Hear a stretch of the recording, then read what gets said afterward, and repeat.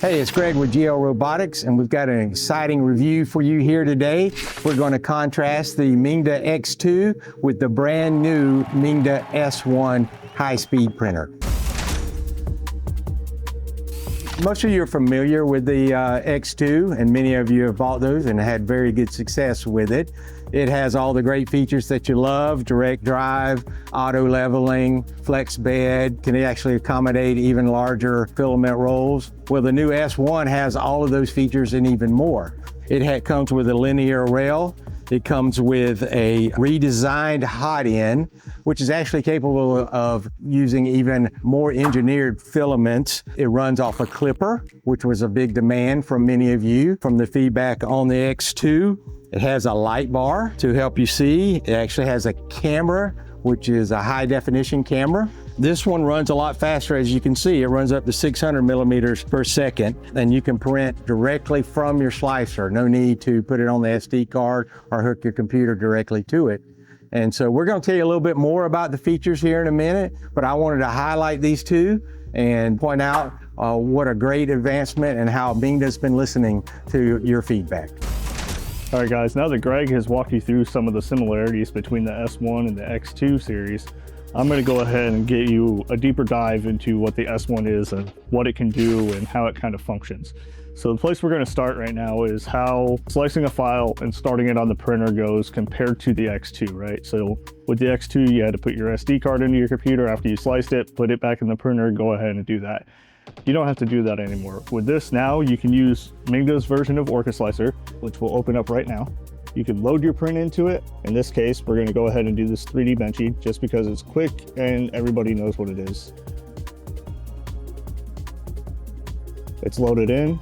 We're going to make sure that all of our settings are where we want them to. And now this is just like regular OrcaSlicer. This is exactly what the Mingda Slicer is. It's just their skinned version of OrcaSlicer. Now, once all your settings are complete, you can hit Slice Plate. And when we hit Print, you'll be able to see on the screen on the front of the printer that the print has been sent over to the printer. And the printer will start going. Now, one of the coolest features of this printer is the 5-inch capacitive touchscreen that they added onto it for you to be able to control everything while it's printing. You still have all your regular functions like turning on your fans, turning on the light bar that's built in. You can tell it to exclude certain objects. So if you have multiple objects on a plate, you can actually go in there and skip certain objects just like you can with a bamboo printer. You have your fine tuning. You can adjust your Z offset live while it's going. You can tune your speed while it's also printing. So if you want it to go faster, you can. And if you notice that it's under extruding a little bit, you can actually change the flow rate of the printer on the fly. When you change the setting inside of your slicer, you can actually have it bring up a thumbnail to show you what exactly the printer is printing. The movement system's been upgraded as far as it goes with linear rails instead of wheels inside the metal extrusions, right? So you have 2 linear rails right here for the bed, and there's 1 linear rail underneath here for the head to move back and forth on. Now, they made the bed lighter by taking the plastic frame and everything that the wheels sat in out from around the bed, since they don't need it since it sits on these 2 little sleds underneath here now. With the print head, what they did was they took it and they made it smaller.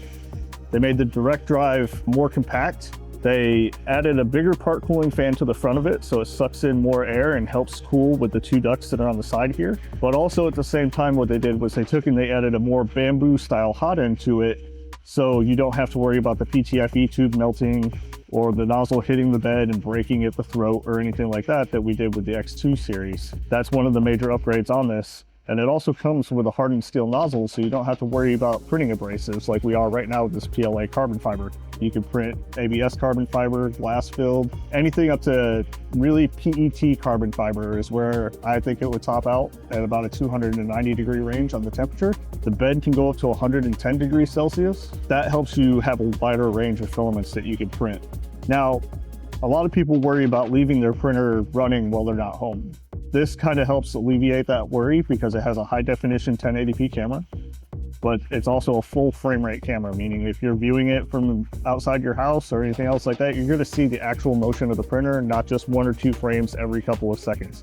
When you're in your slicer, you can actually click on device and you can see the camera and see what I mean by it being full motion and no longer having the stutter frames in between. Now this is full clipper, so you can go in and you can actually install Okta Everywhere on this printer, or Obico, or whatever remote monitoring software you would like to use for your printer. They allow you to SSH into it and install that. That way your clipper is not locked down like some other brands might be. Hey guys, for all your filament needs, come visit us at glroboticsusa.com. An awesome feature about this printer that Mingda really put some time into figuring out how to make those layer adhesions and everything much better is they added this bar of auxiliary cooling fans across the back that blows a current of air across the bed, which cools down those layers much quicker and allows them to solidify and become a solid piece much faster. That way you don't have to worry about your layer adhesion coming apart when you go to pull your print off or anything like that. But you can turn that off inside your slicer if you need to. And that way you can use just the part cooling fan on the front of the fan, or on the front of the print head when you're printing like PETG or, you know, ABS that doesn't like drafts or something like that. You are able to control those fans and go ahead and turn them off. With this printer, you do still have dual Z screws in the back, so you don't have to worry about your gantry flopping back and forth whenever you're printing. It is controlled by independent dual Z motors back here in the back. This one now has a nice plug right here that runs up to the light bar to help you control that. And if you notice the bed cable here, there's this new wire right here that wasn't there before on the old series. And that's just a sensor to help control it when it's at higher temperatures, because this bed can get hotter than the old one could. A lot of you will notice that the frame is pretty much the same as the X series was. A lot of that is to control the cost of the new printer and make it more feasible for the consumer to be able to upgrade to the new model. That also helps with parts supply and things like that, because a lot of these parts we still have for the second generation printers. So we can supply them for this printer also, and they will fit. Hey, here at GL Robotics, we carry Flash Forge also. You can get yours today at glroboticsusa.com. A lot of the keen-eyed among you will notice that the Mingda is still using these ribbon cables like they were on the second generation printers. And they kind of listened to you and found some of the issues that people were having with those cables and decided to make them a little bit beefier. That way they don't have the flexing issues and the breaks that people were experiencing with the second generation printers. With that being said, these cables will work with the second generation printers too. So if it comes down to it where you need a replacement cable, we can get that to you to go ahead and get your second generation printer good to go. It's still all 20 pin, so everything will still match from the old chassis to this one, just like we said. And overall, Mingda has just done a really, really bang up job of listening to the consumer and taking your guys' feedback into consideration, and honestly just putting out an awesome printer. This is one of my favorite printers that I use just about every day. They sent this one to us to test, and I've put hundreds of hours on it since we've gotten it. There's nothing I wouldn't trust this printer with. Every purchase that you guys make from our website helps us continue to bring you these awesome videos. So if you don't mind liking and subscribing to our channel, leaving a comment about anything that you would like for us to cover in the future, we'd be more than happy to do that. But also, please make sure you buy from glroboticsusa.com to help us continue to make this content for you guys. All right, guys, what we're going to do right now is we're going to take and do a speed test between the X2 and the S1, so the old generation and the new generation, so you guys can see off of our time-lapse camera over there the speed difference, and that they both have pretty much the same quality, even though this one's printing literally 3 times as fast.